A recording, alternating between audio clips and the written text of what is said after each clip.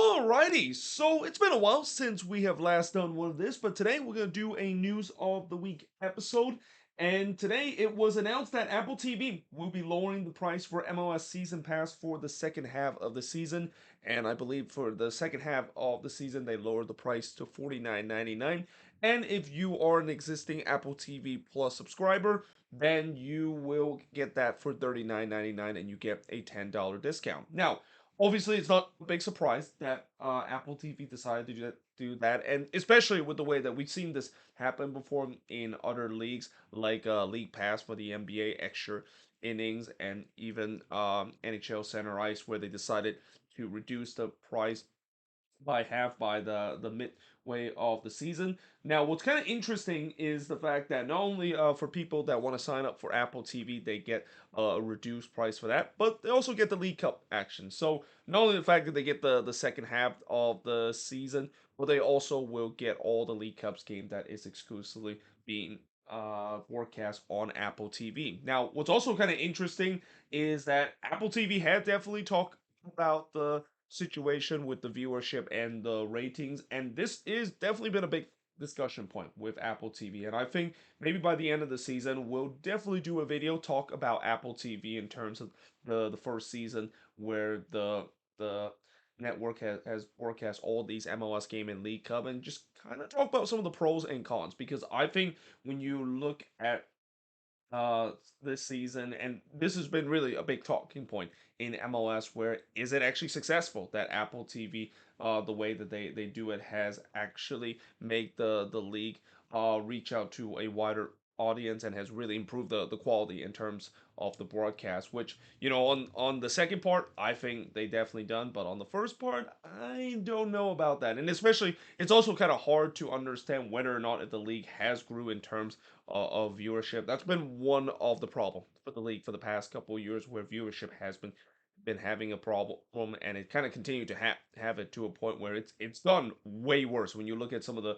viewership number that is on the national televised those games that is broadcast on Fox, to a point where, yeah, I don't know exactly what the viewership number is, but I have a feeling they're probably not releasing because it's not as good as what we thought. But again, it's hard to see, because again, they don't release the viewership number. I mean, it's easy to jump to conclusion and say, well, they're doing this mainly because they know that they're doing bad, and that's why they don't release it. But on the other hand, it could be the opposite. So we'll never know. No, whether whether if that is the case. I mean, the only way we know is that when they eventually do release the viewership number, or at least at this point, we just got to believe the fact that what they said, that they're definitely hitting their viewership number and hitting the rating that they were targeting when they decided to launch this MLS season pass from the beginning of the season. Now, moving on in terms of the next news, and there's definitely some big news involving my team, Minnesota United, as they have officially loaned forward Patrick Vea to FC Dallas now, or not FC Dallas, I mean FC Tulsa. That is, got the wrong club there. But yeah, this is kind of interesting because Patrick Vea, he hasn't really gotten a lot of minutes for the Loons, and it's unfortunate that he's kind of one of those player where if you're a depth player for this team, you're not going to get a lot of minutes under Adrian Heath, because Adrian Heath tends to not really trust his depth too much. And Patrick Vea, unfortunately, has been kind of a guy that, well, I think he's been starting a couple of games for the second team in the MLS Next Pro, and now I think it's getting to a point where he wants to get more starting minutes for a top league club. And while FC Tulsa playing the second league isn't what you mentioned as a top league club, at least it's used for development. I mean, that's kind of interesting with some of these MLS Next Pro player, where on theory the league is supposed to be helping develop the players, but if they aren't able to get themselves into the senior team, they might also look elsewhere, and maybe even look in the USL as a chance to do so. And that's exactly what happened. Although I have a feeling Patrick Vea might be ending up in the same situation that Azel Jackson might end up, where I remember when Azel Jackson was bought up from this team and was developed. There was a lot of fans that was exciting for him to eventually make his first team appearance, and he might be a future for this team in terms of the number 9 position. Did not happen, and he's been transferred to St. Louis, which unfortunately he hasn't really had too much impact in St. Louis too. He hasn't been playing a lot of minutes for that St. Louis side too. But again, in Patrick Vieira case, I won't be surprised if FC Tulsa even might buy him outright. I don't know exactly if there is an option to buy in terms of this deal, but Patrick Vieira is just a numerous of these kind of young players that unfortunately just kind of got phased out because they never got chances to play in the first team.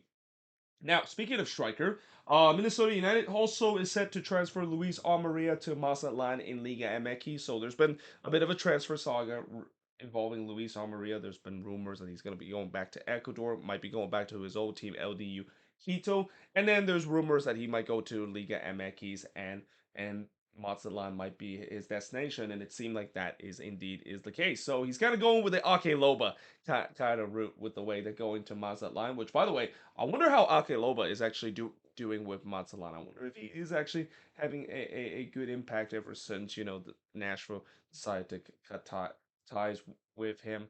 And I'm not sure if the DP spot still opens for them or so. But the good news for the Loons in this one is that I think the DP spot would open if Luis Almeria is going to be departing to Mazatlan, and that definitely opens the question of, well, who is going to be the latest number 9 that potentially is going to join the long list of number 9s that just does not work for this club. Like, besides Christian Ramirez, this club just have not been able to find a true number 9, and it's almost feels like it's to a point where it's a curse that's been put to Minnesota ever since they decided to let go of Christian Ramirez. But the latest striker that might test that luck is Teemu Pukki, as Minnesota is also linked with the Norwich City striker. Now, if this was a couple of years ago and the Loons were linking with Teemu Pukki, I would absolutely take it because the hype of Teemu Pukki is definitely there, especially during his time with in the championship where he was just a lethal striker. And I will say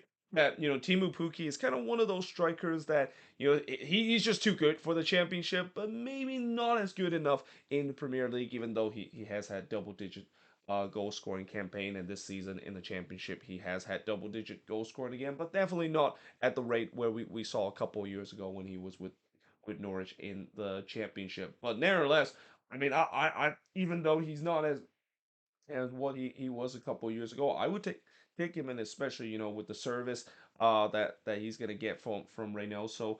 Knowing the fact that Timo Pukki has been a reliable goal scorer, and if you give him service, then he's gonna put the ball in the back of net. That's something that the Loons are missing. So we'll see whether or not if this deal would reach, and that I would assume that if he does arrive, he is definitely gonna be on a DP contract. Now, the Philadelphia Union have signed Jose Martinez to a new contract extension. This is not a big surprise because Jose Martinez, one of the best number 6 in the league, I think between him and Diego Char is going to consider to be the best number 6 in this league, and that you can clearly see when the Union don't have Jose Martinez, they definitely miss a lot in that midfield, and that yeah, again, this is not a big surprise. They decided to lock him down to a contract extension. And what's also not a big surprise is the ongoing problem with Douglas Costa. I mean, I think everybody saw this coming. I even said it in the beginning of the time when Douglas Costa was signed by the Galaxy. Yes, the talent is there, but his career has really been ruined because of injuries and also whatever off the field situation that he gets it into. And now it seems like this is the latest episode of it, as there's an arrest warrant is issued for Douglas Costa due to unpaid child support. I mean, that's probably one of the most hilarious way to get yourself an arrest warrant. But I mean, with Douglas Costa, with the turmoil that he's been dealing with on and off the field, I mean, this shouldn't even come as a big surprise. And I really think his days with the Galaxy is number, and that we talk about some of the worst DP signings in the league. I think Douglas Costa is going to be right up there. And again, we knew this was going to be the case. We knew that this was going to be the situation when he signed with the Galaxy, but I guess the Galaxy just didn't get the memo. They just feel like it's a risky move, that it's worth the risk, and it has not paid off whatsoever. I mean, besides a couple of wonderful free kick goal, Douglas Costa has really done nothing for the Galaxy, and it have came nowhere near the amount of DP status that he currently has for this Galaxy team. Now, MLS is also stepping in terms of aiding the Colorado Rapids for their facility renovation. Now, obviously, the Rapids training facility is definitely one of the older one in the league, and to a point where it was pretty clear that the league they have said that yeah, you got to update your training facility. And I wonder whether this is going to be the same case with these teams, especially these legacy team in MLS, where a lot of these legacy team and these teams have been in the league since its inception. It's not really had a good training facility, and it's to a point where MLS is gonna say these teams got to step it up because we are in the year 2023 where we're now in the MLS 3.0 and maybe even the 4.0 kind of era where the league really wants each team have a world class facility, and we know that some of these teams in MLS definitely has that. But unfortunately, some of these teams also have dropped the ball, and the Rapids, of course, one of those teams that does that to a point where I think this is now a time where MLS is really stepping in to really help those teams to kind of get it to the bare minimum because it's pretty much the bare minimum and the bare bone status for the Rapids in terms of their training facility. And some might ask, well, why not? They should be able to fund for those renovation. Well, they could, but unfortunately, the guy that is supposed to fund these renovation is Stan Kroenke, and no Stan Kroenke is a guy that yeah he's as likely in terms of funding the Rapids in terms of their renovation as the Rapids potentially finding a 15 plus or 20 plus goal scorer this season. So either way, moving on in terms of the next news, the NWSL have announced that they have named Bay FC as the 14th NWSL expansion club. Now, of course, Bay FC is going to be a club that is going to be played in my area, and I'm very happy to see that finally the Bay Area gets an NWSL team. I mean, this was long overdue in my opinion. I mean, the women's soccer culture in the Bay Area is definitely strong to a point where this season with the USLW decided to expand around the country. You can definitely see there are some women's club in the Bay Area that has gotten a lot of hype. One of those is Oakland Soul, which is the team that of course is owned by the Roots, and that's their women's team. And that yeah, right right now it was kind of a matter of time before they eventually does bring women's soccer back to the Bay Area, and it's great to see that that of course is the case. Now, obviously, the thing that I'm kind of a little disappointed is the name of itself. I mean, it's like the MWSL is going the same route as MLS in terms of naming expansion teams. Some of these teams have some very generic name, though. I will say that this is probably one of the first one because recently the last couple of expansion team that comes into MWSL, those names have been very, very, very good. I mean, the last one, San Diego Waves, that definitely sounds like a unique name. Even Angel City FC. That's kind of a unique name too, even though it does have that generic City FC kind of name. But man, Bay FC, I feel like they could have done better in terms of naming this team. But nevertheless, will also say that this team most likely is going to be playing at PayPal Park because I think the Quakes are heavily involved in terms of it, and that and when you look at all the soccer venue that is viable for this team to play, there really isn't a stadium that I can say that can hold an NWSL team rather than at PayPal Park. I mean, there's no stadium in San Francisco that is worthy to play. And as much as I would say that they could play at Kezar Stadium, yeah, probably not. And this is not a knock on Kezar Stadium. I always love Kezar Stadium, especially ground hopping there, but it's not viable for an NWSL team. And then if you look in the Oakland areas, I mean, I'm pretty sure they're not going to be playing in the state the upcoming stadium that Oakland is gonna gonna build with the Roots because the Soul of course are gonna be that team that's gonna play in that stadium. So really, the only stadium I can think of that they can viably play is at PayPal Park, and it's not a big surprise because we have seen other teams in the NWSL has tends to play at an MLS club. In fact, pretty much almost all of the NWSL team have specifically played at an MLS club home venue. Now, moving on in terms of the next news and talking about U.S. men's national team, well, there was definitely a bit of a twist in terms of the U.S. men's national team in ters of preparing for the Nations League and the Gold Cup, and that, of course, is Anthony Hudson. He is leaving the U.S. men's national team intern head coaching role, and he's going to pursue a head coaching role. And I actually didn't finish putting the name, but he's actually going to go to the Middle East. So it seems like Anthony Hudson is cashing out here. He's decided to grab that bag, and I don't blame him because it's very tempting for players and head coaches to grab that bag in the Middle East, and I think Anthony Hudson is basically the latest one. Now to replace him, it's going to be BJ Callahan, and again, it sucks the fact that we continue to have this situation. Talk about the U.S. and how the lack of progress of them hiring a head coach, but I guess I mean when you look at these upcoming tournament, the Gold Cup.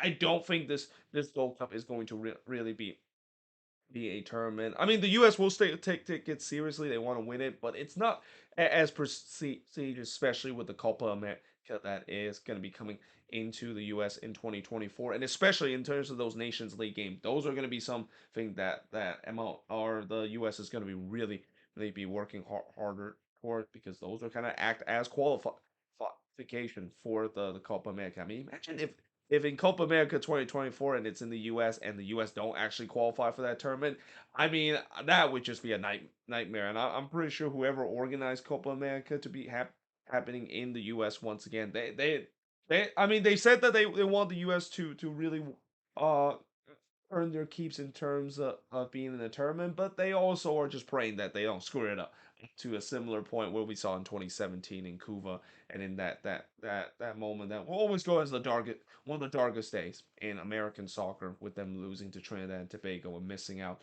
on the World Cup. But yeah, again, I can understand the frustration of fans of not seeing a team name their head coach, but again, with how they just got out of the World Cup and now playing in these tournament with one of them, doesn't seem like it's as meaningful, and it has really lost its luster for the past couple of years. I do truly think that I don't mind the fact that they really want to get this right. Now this does put pressure on the U.S. Soccer Federation, the fact that they have to get this right, because if they don't get this right, then there's going to be question of why the heck did they spend so long to look for a head coach, and they eventually didn't end up to do so. Finally, in terms of the last news, and I gotta save this last for the best, because you know that it's not a news of the week episode, or at least in the last news of the week episode, without talking about some Lionel Messi transfer situation. So obviously the talk continues, and now the latest saga in terms of Messi coming to MLS and specifically Inter Miami is that it seems like Barcelona and Inter Miami will be teaming up to do a buy and loan option where Inter Miami will buy Messi, but they're not going to actually play him with the club, but instead actually loan him straight to Barcelona for 18 months. Now, obviously, Messi, I think he still has that desire to try to play at the top of his game, and especially with the Copa America coming up in 2024, this might be the last term, and we might see Messi really fully involved with Argentina, because after winning the World Cup, I'm kind of surprised that Messi decided to just kind of call it a quit. I mean, after all, he's done the impossible task of finally doing something that's been eluding him throughout his whole career, which is bring a World Cup back to Argentina, and that whole Diego Maradona and Messi kind of discussion. Maybe started to kind of put to bed a little bit, though. Again, there will be some that say, "Well, Maradona at least have one more World Cup than Messi." The thing is, again, that debate will goes on. But what's interesting is that he didn't decide to retire during that point. I mean, that was kind of the peak of his career. He has finally reached the ultimate prize, and I was kind of surprised that maybe he might think about retiring after that. But this might be the last tournament that he might be really be at its focal point for Argentina, and it's pretty clear that he still wants to play at the top of his game. And going back to Barcelona will definitely be a good fit. Especially it's been weird ever since he's gone to PSG. I just don't think that really fits him, and that he's always known to be more of a Barcelona player rather than he decided to go to PSG. But again, the other thing that I will say about this move is that it's a move clearly that Inter Miami is using Messi as just a tool to get butts in the seats and get attention rather than building a team. And if you're an Inter Miami fans, I guess you wouldn't mind with that. I mean, I know there's been talks of the fact that they've been waiting for Messi to come to the league to really help out this team of how much of a disastrous season that they've been having. But the reality is that I know some might say that Messi comes into the league and he will absolutely change that. Well, you know, I don't know. And especially with the way that we've been seeing the last couple of years, where these well known players come to MLS to finish off their career, also known as what Eurostep will call this a retirement league. That kind of label has really started to wear off to a point where we don't actually see a lot of MLS team really need to have these kind of well-known player to really succeed in the long term. Sure, I know some people will say, well, what about Gareth Bale? Last season he made an impact. No, he did not. I mean, yes, I know he scored that goal to get the equalizer for LAFC in MLS Cup to send to PK shootout, but did he really help this team to make it all the way to MLS Cup? Was he a big focal point of this team making it to MLS Cup? Absolutely not. And this team, I think, even if they don't have Gareth Bell, I think that team would have made it to MLS Cup either way. And again, my point basically is that we don't see MLS team decided to use some of these well known superstar player in Europe and use them as a focal point as what we've seen in a couple of years. And from what I heard is that it feels like that's what Inter Miami is trying to do, and I just don't think that's going to work out to a point where, again, I think if this is going to be how the deal is going to be, it is pretty clear that Inter Miami is not thinking about now using Messi as their focal point, as the guy that really leads them to playoff glory. Because by the time Messi finishes time with Barcelona after 18 months, he'll be like 37 or 38. He'll be really close to the point of basically hanging up his boots. And again, he's probably just going to be their use for a marketing tool rather than getting the team to to make it to the playoffs and maybe make it to MLS Cup. So yeah, either way, it'll be interesting to see if this move does go through. And again, I have a feeling that this saga is going to continue well into the summer. I think this summer transfer window might be either a watershed moment in MLS, or it could be a heartbreaking moment again, not seeing Messi able to come to the league. Because yeah, again, it's going to be very interesting once the window does open, because it is pretty clear that Messi is not going to be staying at PSG. I mean, he has clearly burned the bridges with PSG now. But now the big question is, where does he go next? Does he go back to Barcelona? Does he go to Inter Miami? Or is he still going to be going to Saudi Arabia, as that's been also a rumors that's been talked about for a while. But either way, hope you guys enjoy this video. If you do, make sure you guys do like, smash the subscribe button. As always, let me know in the comments below what do you think of these news, and if there's any news I didn't mention in the past week, let me know in the comments below as well. But yeah, until then, hope you guys enjoy this video, and I will see you guys next time.